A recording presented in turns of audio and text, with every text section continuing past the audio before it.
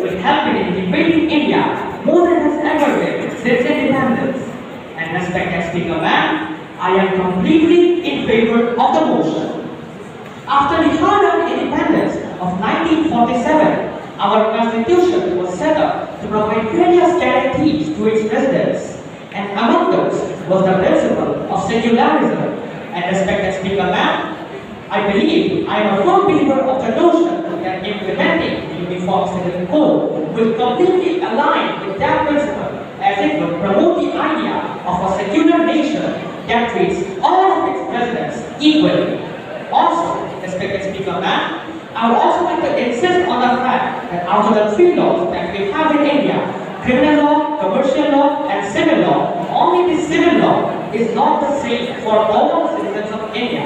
Respected Speaker Ma'am, the existence of multiple civil laws creates confusion and legal complexities within our law system, which can be avoided through the implementation of the Uniform Civil Code. In fact, respected Speaker Ma'am, I would like to provide a few examples in which having a UCC would prove to be very beneficial, especially for the empowerment of the women of the Indian nation, such as Article 494 of the Indian Penal Code, or IPC, states that if a person conducts marriage while their current spouse is still alive, then that marriage is illegal and the person would even be imprisoned for up to 7 years.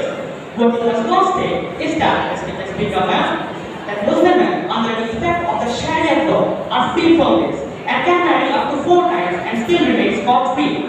And even then, respected Speaker Ma'am, Article 142 of the Indian Penal Code states that irretrievable breakdown of marriage, which basically means divorce without both the parties consenting, can only happen in some very specific scenarios, such as if the spouses are estranged from each other for over 7 years, or if one of them suffers from a mental disorder, or if one of them has changed their religion.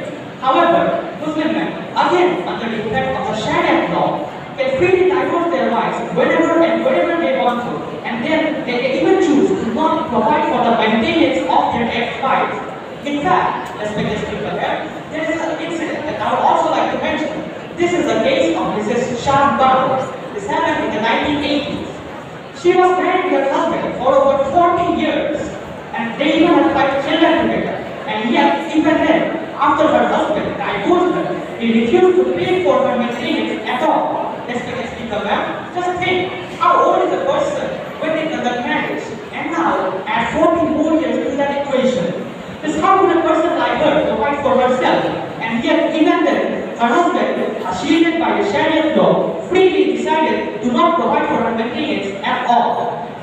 Another incident comes to my mind. Respected Speaker Ma'am, this is the case of Mrs. Shaila Babu.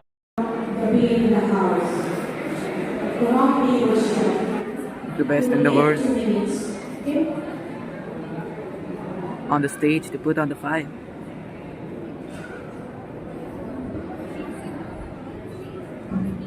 After the long debate in whether Uniform Civil Code is a good thing or a bad thing, we have finally came to the end. And respected Speaker Ma'am, I believe that my point still holds true. In fact, there are a few points that I would like to counter, such as many members of the opposition text have argued that the Uniform Civil many members have already cited the Constitution to say that we provide the freedom to propagate and believe in any religion. However, respected Speaker Ma'am, I do not believe that implementing the Uniform Civil Code, or UCC, in short, would hinder anyone's religious practices at all. Respected Speaker Ma'am, just consider, we are a Hindu-majority country, and that Hindu women enjoy many equal rights such as alimony and many laws regarding adoption. However, what do the minorities think? The minorities, like Muslims and others, they do not enjoy such rights. And yet, do you not think that those people would feel that they are being discriminated against just because of the Sharia law? There are so many things which the Muslim women are just denying, Respected Speaker Ma'am. In fact, another opponent of opposition have argued that rules and regulations are the medicine of a country. However, when the rules and regulations convictions are separate or discriminatory, then they are more like poison. Just like if you are sick with fever and if you take a medicine for headache, then that will not cure your fever. With that being said, I believe that the members of the tertiary ranks have already put forward the most best point forward, and I believe that the bill is to pass. Thank you. That's the best in the world.